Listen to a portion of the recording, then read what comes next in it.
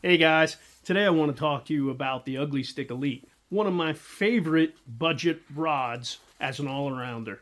So stay tuned.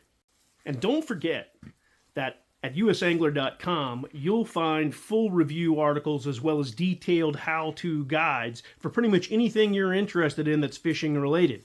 Check it out, you won't be sorry.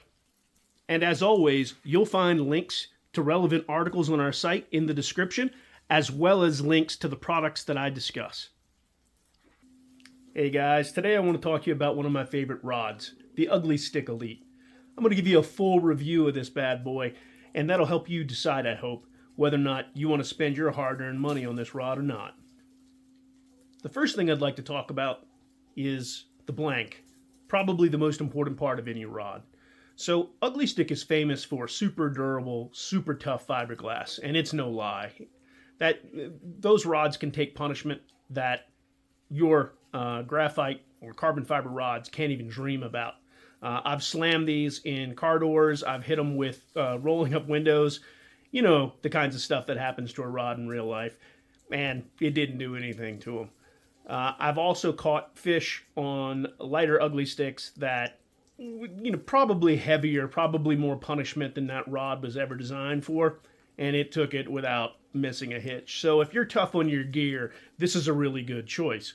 But what separates the Elite from the regular Ugly Stiks, or the Ugly Stiks of old, is the inclusion of graphite in the core in addition to that fiberglass that's so tough. This gives this rod quite a bit more stiffness and quite a bit more sensitivity at the tip than you might expect from a stick. Now, I'm not saying that this makes this a good worm rod or a good pitching rod or something like that. It doesn't. This is a rod that's at its best with treble hooked lures when you need a little bit of cushion to your hook set so that you don't just rip that sharp treble hook right through a bass's mouth. It'll also help when the bass gets into the air and starts doing acrobatics and shaking its head to try to throw your lure. That little bit of give that this rod is going to provide is going to help keep your hooks right where they're supposed to be, especially if you're fishing it in conjunction with mono. Now, this is the medium 6'6" Ugly Stik Elite. You'll see that it's rated for 1/4 to 5/8 ounce lures and 6 to 14 pound test line. I think that's about right. In my experience, this rod loads and casts beautifully with lures in that weight range, and I have fished heavier line than 14 for sure. I've run 20 braid on this, and I've sawed at the stripper guide here with 6-pound mono, and it didn't damage the line. Despite the fact that these guides are relatively inexpensive, just polished stainless steel, they work, and I don't have any problem with working.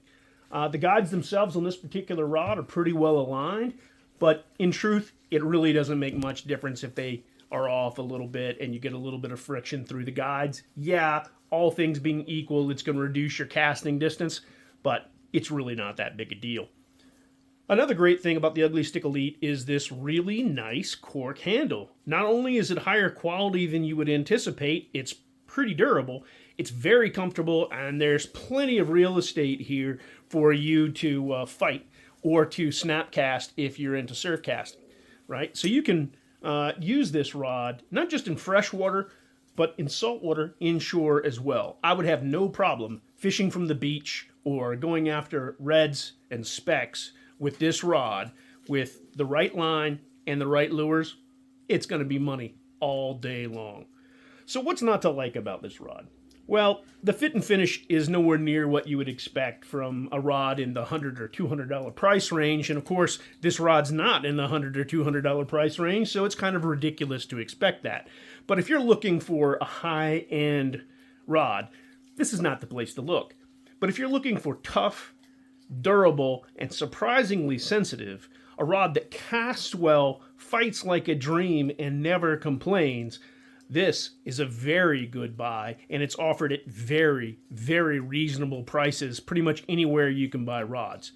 So overall, I think this is a fantastic choice. I really like the medium as a good all-around rod for treble hook lures, whether I'm fishing for bass, or whether I'm fishing for catfish, or whether I'm fishing for reds and specks inshore. This is just a great all-arounder, and I strongly recommend it.